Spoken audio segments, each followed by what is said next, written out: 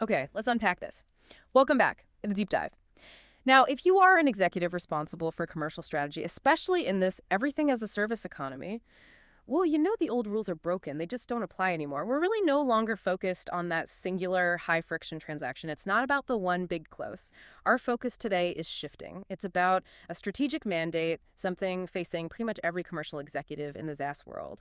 Revenue reinvented, we're moving past that transactional mindset, past the annual forecast ritual that feels so rigid. We're going deep into the architecture of continuous intelligent growth.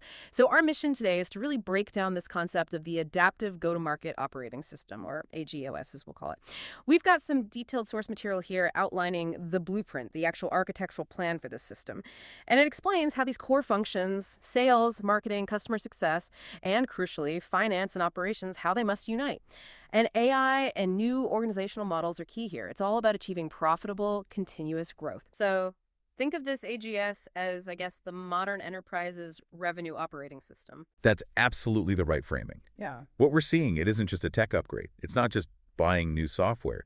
It's a fundamental structural realignment. See, the traditional sequential GTM models, well, they're buckling under the pressure of the subscription economy. And why? Because they operate in silos. Always have. Right, separate kingdoms. Exactly. And this leads to severe digital fragmentation. It's a huge problem.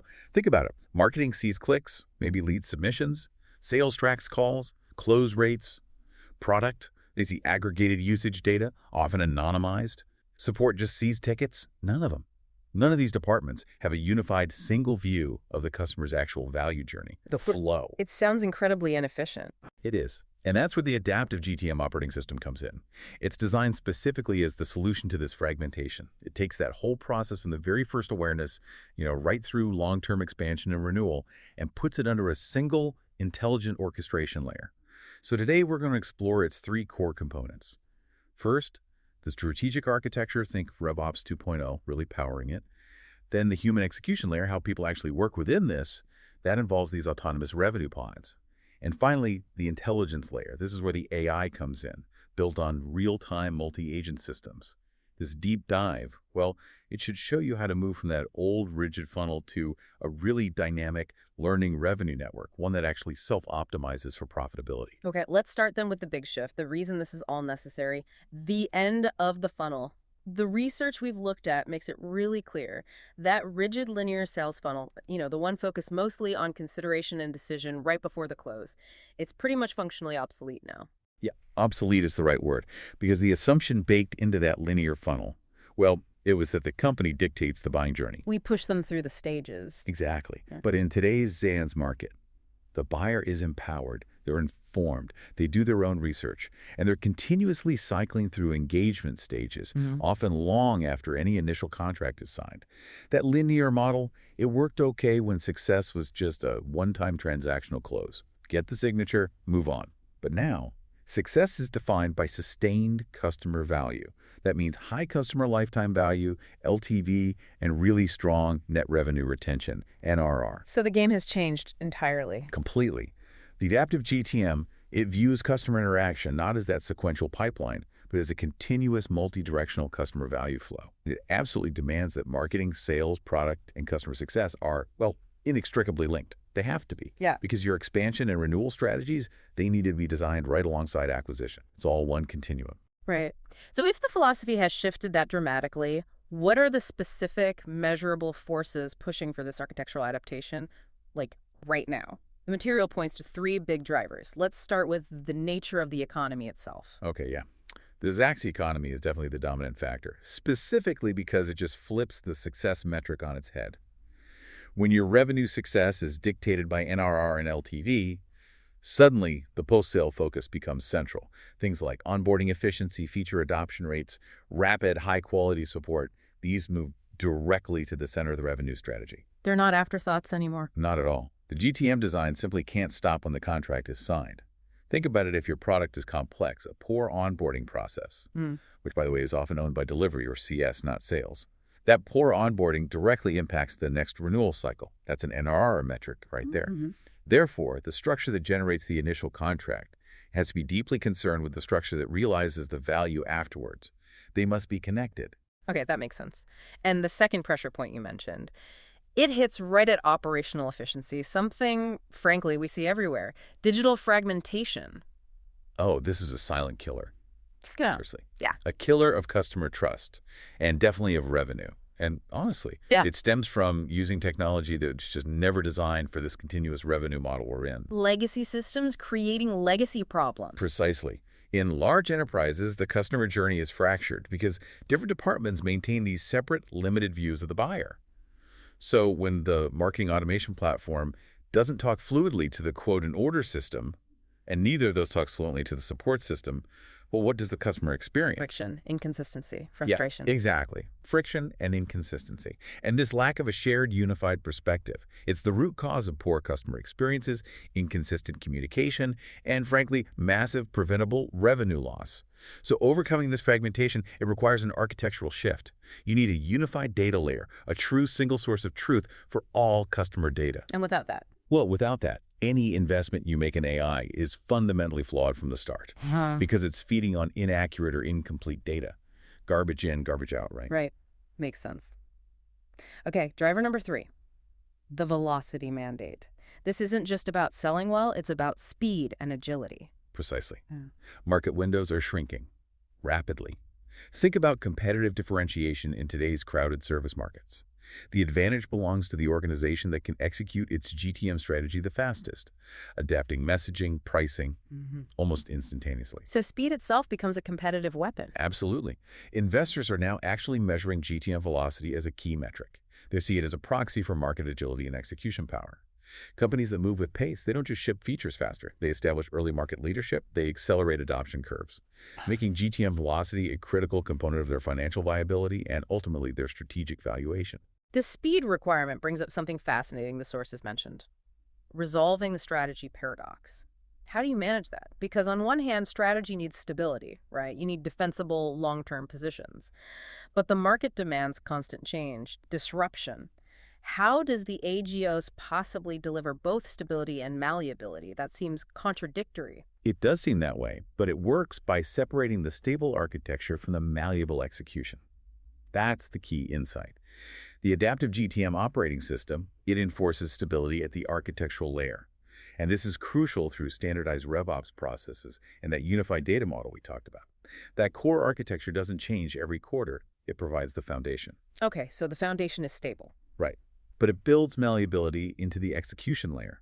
And it does this by adopting short, high-speed GTM sprints. Think 30 to 60 days, typically. Right, short bursts of focused activity. Can you give us a concrete example? How would one of these sprints actually operate differently from the old way? Sure. Let's take a hypothesis. Say, if we target CTOs in the mid-market using personalized video messaging, we'll generate 15% more qualified pipeline. Now, in a rigid traditional structure, testing that hypothesis, it might take 6 months. You've got siloed budget approvals, complex execution handoffs between marketing and sales. Yeah. It just drags on. Yeah, sounds familiar. In the AGO model, a dedicated revenue pod is tasked with this specific mission as, say, a 45-day sprint. The AI agents we'll talk about later. They guide the specific content, the targeting parameters, using real-time intent data. The pod executes rapidly. They measure the resulting pipeline generation velocity almost instantly using shared metrics. And after those 45 days, the data's success or failure is automatically archived into the centralized knowledge base. The outcome immediately informs and updates the dynamic play flows. Wow, okay, so you get that rapid feedback loop. Yep. Exactly. You get the best of both worlds. A stable structure that underpins it all, supporting continuous, rapid experimentation and learning at the execution layer. And this architectural shift, it culminates in GTM becoming the operational core of the whole enterprise. It becomes the revenue operating system, the ROS. It's like the central nervous system, coordinating every function, sales, marketing, CS, finance, delivery, to maximize customer value and sustainable profitability. And anchoring this GTM OS you mentioned is RevOps 2.0. This feels like a really critical distinction because historically RevOps, or maybe SalesOps, it was often just glorified administration, wasn't it? Reporting, territory management. Oh, absolutely. That's a crucial point to grasp. Yeah. RevOps 1.0 was reactive. It measured what happened last month, maybe supported the existing sales process with some tools. Looking backwards. It's exactly. Yeah. RevOps 2.0 is proactive. It's architectural. It moves way beyond being just a functional tool set for sales support. No. It becomes the strategic infrastructure that's necessary to truly align marketing, sales, customer success, and finance. That's the key expansion. RevOps 2.0 handles strategic decisions that directly impact growth. Things like designing compensation structures that actually incentivize NRR expansion before the customer is even acquired. That's a big shift. Huge. Or designing that shared data model that prevents the fragmentation we discussed. It coordinates everything, from initial product pricing parameters right through to post-sale support workflows. Yeah. It ensures all revenue-related activities are under a single strategic umbrella, not scattered across departments. Okay, so let's look at the blueprint for this RevOps 2.0. The sources break it down into 3 essential pillars for unifying the whole revenue lifecycle. Right. Pillar 1 is foundational, data and technology. As we've kind of established, a reliable, unified data foundation is just paramount, non-negotiable. This means actively eliminating data inconsistencies caused by all those disconnected GTM tools, your CRM, your MAP, your quoting tool, your support system. Which otherwise guarantee problems. They guarantee poor customer experiences and, frankly, inaccurate metrics nobody trusts. So the core requirement here is a true unified data layer. That single source of truth for all revenue metrics and customer behavior. And again, this is the only way to ensure the inputs for your AI, your multi-agent systems, are trustworthy. If the data feeding the AI is garbage. The AI output is garbage. Simple as that. Simple as that. Yeah. And a very expensive mistake to make. Okay, pillar 2. This addresses standardizing the process engine itself. That seems vital for repeatability and speed. That's process and workflow? Yeah. For efficient scaling, process standardization is absolutely non-negotiable. You can't scale chaos. This requires implementing shared funnel logic, or maybe value flow logic is a better term now, where every single team, marketing, SDRs, AEs, customer success, agrees on the operational definitions. What exactly does qualified mean at each stage? What are the clear stage exit rules? Everyone needs to be on the same page. So no more arguments about MQL versus SQL definitions. Hopefully fewer. For instance, what constitutes a sales-qualified opportunity must have clear, understood implications for the eventual implementation team's capacity or requirements. Yeah. It's connected. Furthermore, you need formal service-level agreements, SLAs, governing those handoffs between teams. And these SLAs need teeth. They should trigger instant feedback loops when pipeline stalls, or maybe if leads are rejected without proper reason. Process needs to be codified, moving execution from, art to science. Makes sense. And finally, pillar 3, which, let's be honest, often determines if any big transformation actually succeeds or fails, the human component. Absolutely. Training and enablement. Technology is ultimately useless without human adoption and trust. You can build the best system in the world, but if people don't use it or don't trust it. It's worthless. Exactly. So this pillar focuses heavily on strategic change management, equipping teams with targeted training on how to use these new AI-driven tools, and, crucially, fostering cultural acceptance of the new dynamic processes. It's about building trust in AI-driven decision-making and embedding these new ways of working into the organizational culture so teams don't just revert to the old, comfortable, but inefficient methods when things get busy. That cultural piece is huge. Okay, so this strategic infrastructure, RevOps 2.0, it leads directly to what the sources call the alignment mandate. Shared accountability has to replace those traditional silos. Absolutely. Think about the fundamental change in how you measure success. Traditional GTM measures marketing on lead volume, maybe MQLs. Sales gets measured on closure volume, ACV. Very separate metrics. Very separate. In the AGS, accountability shifts fundamentally. Marketing is now responsible for revenue contribution. That means pipeline generated that actually converts and contributes to NRR down the line. Wow, that's a big leap for marketing. It is. And sales. They focus on long-term revenue. They're accountable not just for the initial contract value, the ACV, but for the long-term upsell potential and the fit of the customer. Did they bring in the right kind of business? And customer success, their focus shifts from just retention-stopping churn to active expansion and maximizing NRR by proactively identifying cross-sell and upsell opportunities. So everyone owns a piece of the long-term value. That's the goal. This holistic, comprehensive approach ensures everyone is working toward unified, profitable revenue outcomes throughout the entire customer lifecycle, not just their little piece of it. And tying this back to that core theme of, ethical, sustainable revenue growth, the system has to include financial guardrails. This is where finance and delivery become active, non-negotiable partners in this GTM operating system, right? This is perhaps the most advanced, and I'd argue most critical component of the AGS, especially relevant when we talk about the fluidity needed in things like quote and order management today. The GTM OS must synchronize 3 critical elements in real time. 1, the customer promise what's actually being sold via the quote and order system. 2, Fulfillment capacity, what can realistically be delivered by professional services, by the infrastructure, by support teams. And 3, financial outcomes, profitability, margin, cash flow implications. These 3 have to be in sync. And why is that synchronization so vital? I mean, can't we just focus on closing the deal, get the revenue in the door? Because GTM velocity, the speed at which you close deals, acts as a really high-level indicator of the customer promise being executed. If velocity is high, great, you're winning deals fast. But here's the critical risk. The sources call it the unfulfillable promise. If your GTM velocity increases, deals are closing faster, sales teams are hitting accelerators, everyone's happy. But the finance and delivery functions fail to dynamically adjust resource capacity alongside it. No, the company generates a massive, unfulfillable promise. We've all seen it, right? That company that closed a monster deal in Q4. And then spent the next 6 months in implementation hell. Exactly. Couldn't onboard the promised seats, customers are frustrated, support backlogs explode. It's chaos. This mismatch, where high acquisition speed outstrips implementation teams or support bandwidth or even cloud resources, it inevitably leads to high churn and a complete failure to realize the anticipated NRR. So the fast growth actually kills profitability. It can, absolutely. The financial health of the enterprise depends on the OS continuously benchmarking GTM velocity against actual fulfillment capacity. If capacity is constrained, the system should ideally tell the revenue agent one of the AI components will get to maybe slow down the sales process slightly, or perhaps increase the price for that segment, ensuring that every deal closed is actually scalable and profitable. This synchronization capability, that's what fundamentally distinguishes a true GTM OS from just a collection of CRM and sales tools. Okay, that connection between sales velocity and delivery capacity governed by finance is powerful. So, section 3 then. The execution engine. Here's where it gets really interesting, as the sources say. The organizational structure itself has to adapt to match this speed and intelligence. That old hierarchical model, it just can't process information fast enough to capitalize on these real-time AI signals, can it? No, it absolutely can. Which is why we shift to the revenue pods model. The revenue pod is the necessary human organizational architecture. It's designed specifically to match the speed and complexity of this AI-driven system. It moves execution to a decentralized modular structure. The goal is to eliminate that internal friction between departments. Okay, describe these pods for us. What do they actually look like, and what's their specific mission? Right. So revenue pods are basically autonomous, cross-functional teams. They're kept deliberately small, typically between 5 and 9 members.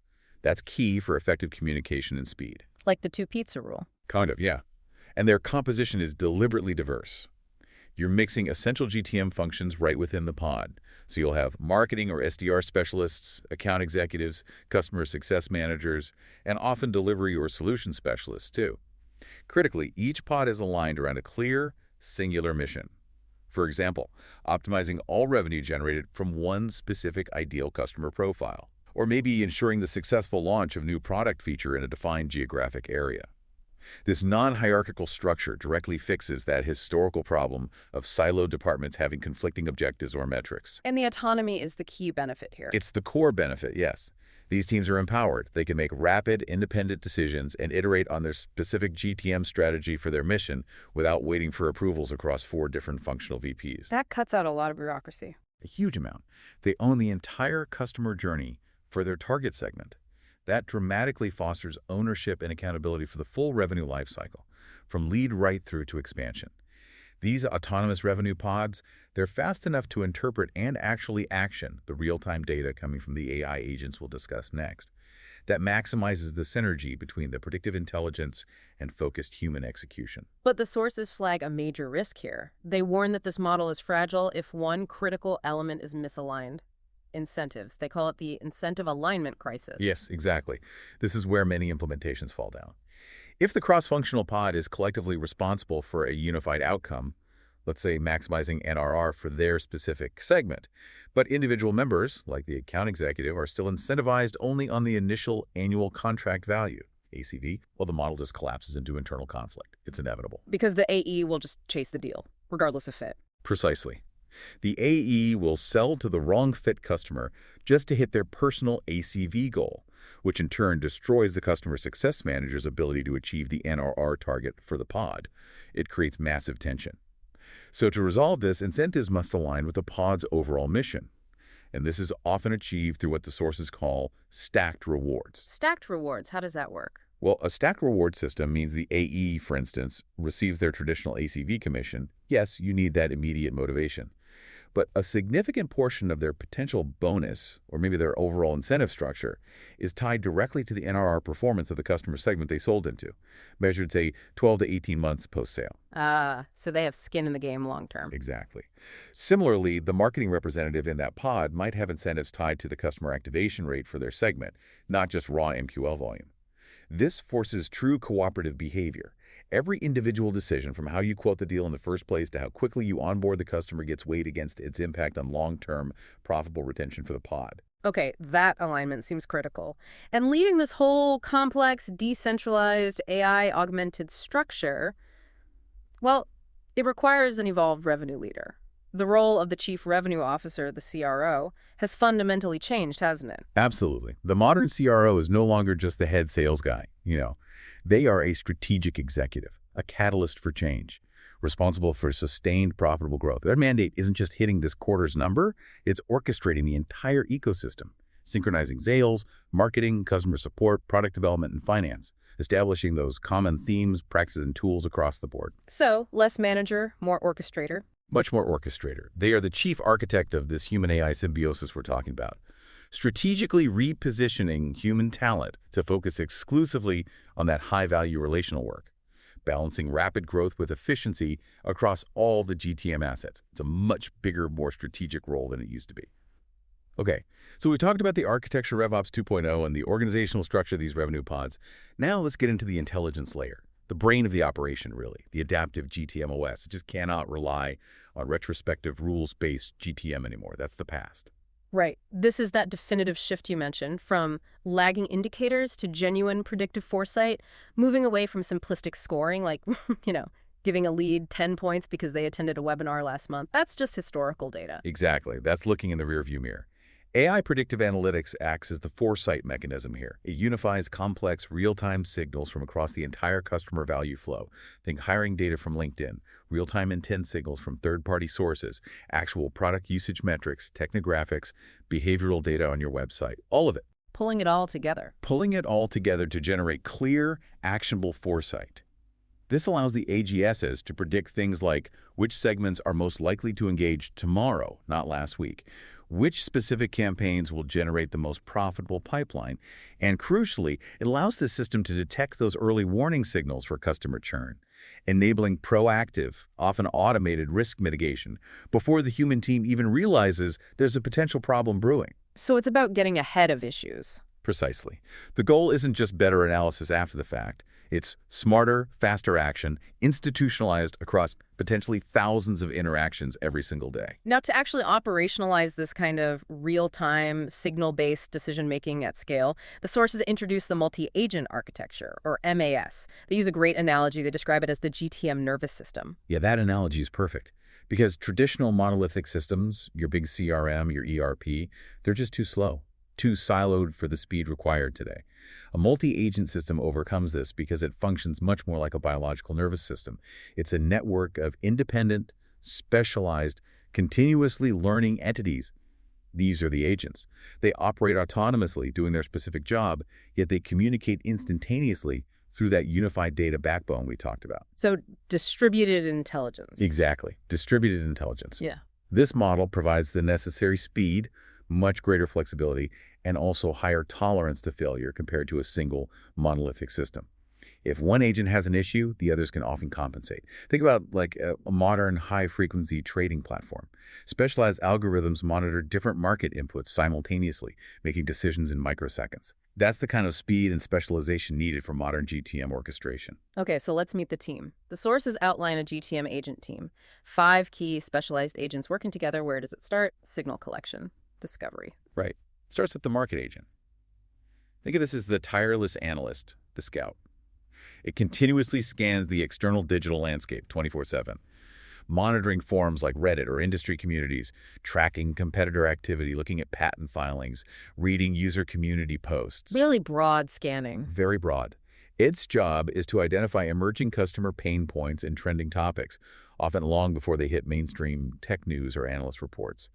It refines the ideal customer profile in real time based on what it's seeing out there. And it feeds that high-quality, pre-qualified insight directly to the orchestrator agent. For instance, if suddenly 20 key prospects in one of your target industries all start posting job openings for a specific technical skill, The market agent flags that immediately. flags it as an immediate, high-intent signal for that skill, likely indicating budget and strategic focus. That's gold for the sales team. Okay, and that signal flows directly to the revenue agent. Exactly. The revenue agent is the central decision maker, the orchestrator. Think of it as the brainstem of the GTM nervous system. It synthesizes all that incoming data from the market agent, from internal CRM activity, email engagement, website visits, everything. Its job is to generate critical, verifiable signals. Like the deal health score, which is really important. This isn't just gut feel. It blends engagement velocity, stakeholder mapping completeness, critical event timing, even sentiment analysis from communications. A truly holistic score. Yes, and based on these scores and signals, this agent then orchestrates the dynamic play flow. It triggers the next best action sequences across various channels, maybe an email nurture, maybe alerting a human salesperson, maybe triggering a targeted ad. It also automates critical risk flags. It decides in real time what the optimal sequence of human and automated touchpoints should be for a specific prospect or customer right now, based on everything it knows. Now let's integrate the finance agent here. That seems essential for ensuring these dynamic actions are actually profitable, not just active. Absolutely critical. The finance agent is the monetization engine, the financial governor of the system. It applies elasticity models and discount guardrails. It does this by integrating that real-time market intent data and segment health information coming from the revenue agent. So, for example, if the market agent flags a prospect as very high intent, but the fulfillment capacity tracked by the delivery agent will get to is currently tight for that product. The finance agent steps in. It steps in. It might dynamically adjust the acceptable pricing range upwards to that quote, or perhaps reduce the available discounting level the salesperson can offer. This ensures that every dynamic journey being orchestrated by the revenue agent adheres to the overall profitability guardrails set by the CFO and the finance team. It's the mechanism that ensures the quote-and-order system generates profitable contracts, not just rapid ones. Got it. Profitability baked into the workflow. Okay, then we shift post-sale, where the delivery agent comes into play. This connects the promise made during the sale to the reality of delivery. Absolutely crucial, especially for the SaaS model, where delivery is the product experience. The delivery agent monitors actual fulfillment capacity. How busy are the implementation teams? What's the support queue look like? It also tracks service contracts, usage levels, and overall product health across the entire customer base. So if it detects adoption issues, or maybe low usage gaps that signal potential churn risk, like that example of a customer licensing 1,000 seats but only having 100 active after 6 months. The delivery agent raises the alarm. It raises the alarm and automatically triggers the necessary save or renewal readiness playbooks. Maybe it alerts the CSM, maybe it initiates an automated educational sequence. This ensures that the high GTM velocity generated upfront by the revenue agent is actually supported by reliable, scalable post-sale execution. And it directly feeds data back into improving NRR forecasting and goals. Okay, makes sense. And rounding out the team is the customer agent, focused entirely on that long-term value realization piece. Right. This agent is all about the customer relationship health over time. It monitors sentiment from surveys, support interactions, maybe even social media mentions. It looks at support ticket trends.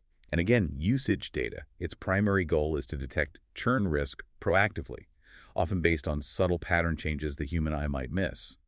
But it also looks for positive signals opportunities for advocacy. So it finds the happy customers too. Exactly. It can handle personalized engagement across different channels, automate certain check-in responses, and surface satisfied customers, the promoters, for potential case studies or referral programs. Its job is fundamentally retention and expansion, moving customer success from being reactive support firefighters to proactive, intelligence-driven revenue generators by identifying those optimal cross-sell or upsell moments based on behavior. Wow, that's a comprehensive team of agents. And this underlying intelligence, it enables a huge shift in execution, doesn't it? Moving from rigid standard operating procedures, static playbooks, to these dynamic play flows you mentioned. Huge shift. Yeah. Traditional SOPs or playbooks, they're often outdated the moment they're written. They live in binders or wikis nobody reads, and they require painful manual maintenance. We've all seen those binders gathering dust. Exactly. AI agents transform these rigid playbooks into dynamic, contextual guidance, and it's delivered directly into the seller's workflow in their CRM, in their email client, right at the moment of need. These play flows continuously update themselves based on real-time data and evolving trends that the agents are detecting.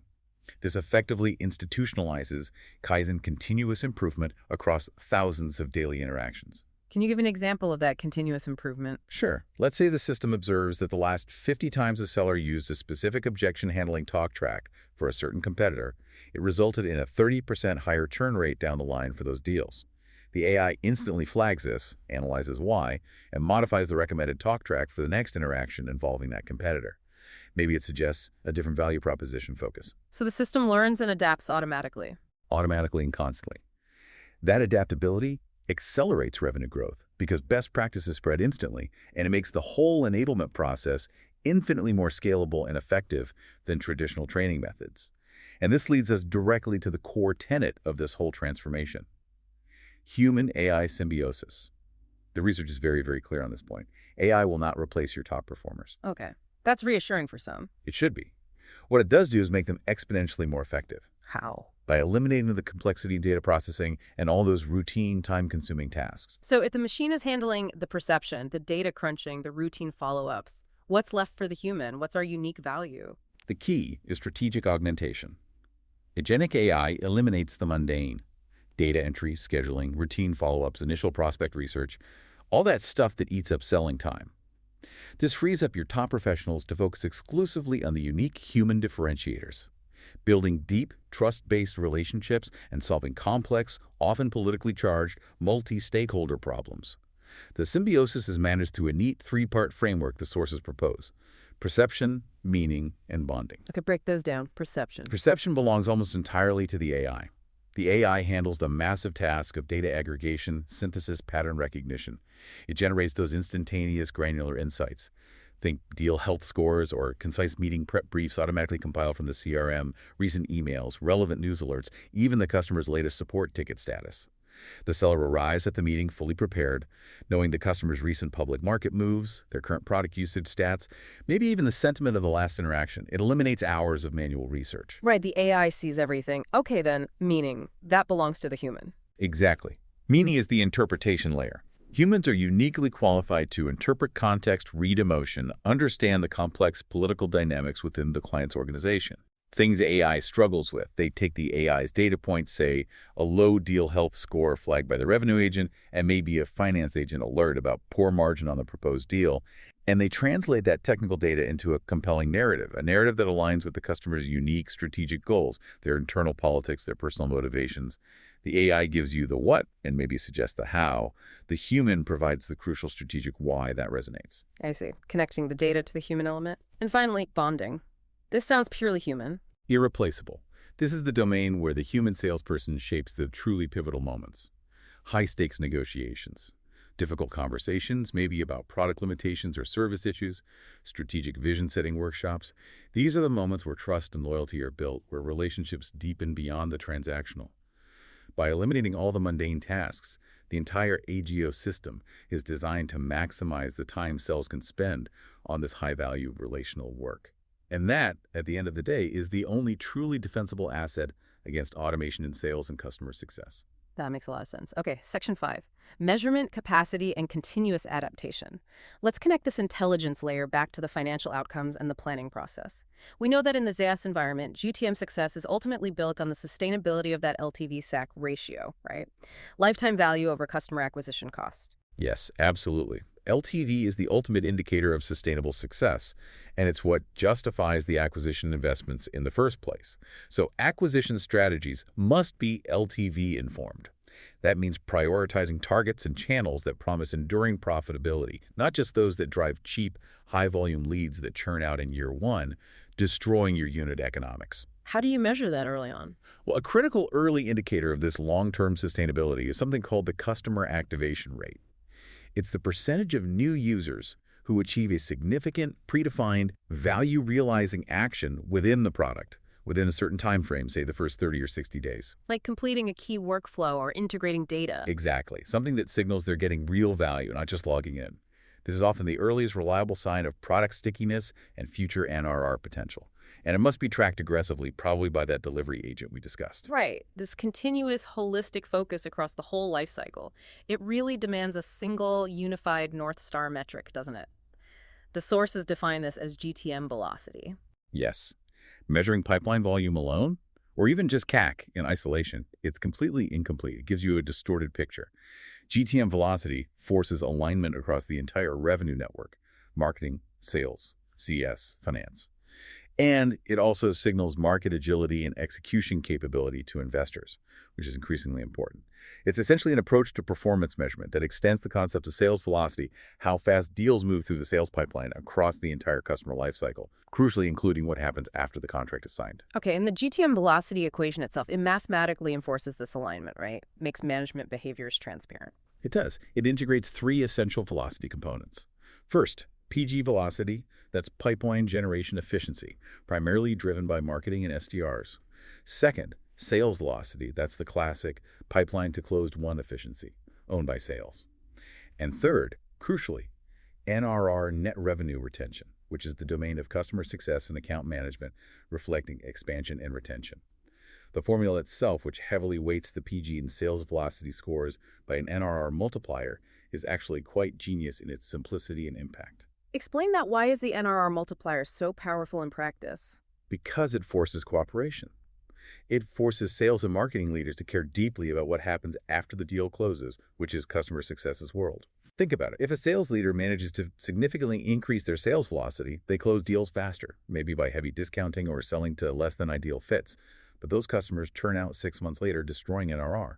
Well, their overall GTM velocity score plummets because that low NRR multiplier heavily penalizes the upstream velocity metrics. So you can't just optimize your silo anymore. Exactly. It ensures that every team member, even those focused purely on initial acquisition like SDRs or demand gen marketers, is financially and strategically invested in bringing in quality, long-term fit customers. It ensures the profitability designed into the quote and order process actually extends into fulfillment and retention. Okay, that metric seems key. Now, the relentless pace of this adaptive system, it must demand a massive change to how organizations plan, right? We have to reject that annual rigidity. Oh, completely. Annual budgeting cycles, static 3-year roadmaps. They are just fundamentally insufficient for the speed of change required by the AGOs. The AGOs replaces this with fluid, continuous planning. You might implement rolling objectives and key results, OKRs, for instance. And you rely heavily on those short GTM execution sprints we talked about, 30 to 60 days. These sprints create regular, structured opportunities to test specific hypotheses, things like pricing changes, new outreach sequences, shifts in channel allocation. And you rapidly learn from the market response, adjusting tactics based on the real-time data flowing from the AI agents. You're continuously testing, learning, and adapting rather than waiting 6 months or a year for the next budget cycle to try something new. But how does this constant shifting, this continuous planning, not just descend into total chaos? There must be some structure. The planning hierarchy needs to ensure stability remains intact somehow. Absolutely. It's not chaos. It's structured adaptation. Stability is maintained through what the sources call annual guardrails. These are high-level strategic targets, ethical guidelines set by leadership, core revenue, or margin goals, like, say, maintaining a gross margin above X%. These don't change every month. Okay, the big picture stays stable. Right. Flexibility is then introduced through quarterly strategy refinement sessions, where leadership might reallocate resources between pods based on performance or market shifts. And then you have the crucial monthly retrospectives. These are essential strategy sessions, not just reporting meetings. Leadership teams analyze the outcomes of the recent sprints, what worked, what didn't, why. They archive successes and failures into that centralized knowledge base, continuously refining the GTM OS itself. And even faster feedback loops. Yes, often supported by weekly experiment reviews. These are more tactical, focused on interpreting specific anomalies or opportunities flagged by the AI agents during the week and assigning rapid next best actions. It ensures decisions remain data-led, not just based on gut feeling or the loudest voice in the room. This sounds like a significant transformation journey. The sources mention an adaptive GTM maturity model. I assume organizations don't just jump straight to this fully autonomous AI-driven state overnight. No, definitely not. It's a phased transformation, and the maturity model provides a roadmap. It progresses from stage 1, which is where many companies still are, siloed and static, operating with rules-based, lagging indicators, and rigid annual planning. Then you move through intermediate stages, maybe adopting revenue pods first, then implementing some predictive analytics, starting to unify data, all the way up to stage 5, the fully autonomous OS. This stage involves more advanced techniques like causal AI, self-improving agents, full automation of most mundane tasks, and the planning cadence becomes true Kaizen daily, data-driven improvement loops that institutionalize continuous learning as part of the operating rhythm. It gives executives a clear path for transformation investment and managing expectations around capability growth over time. Okay, that roadmap is helpful. And finally, governance.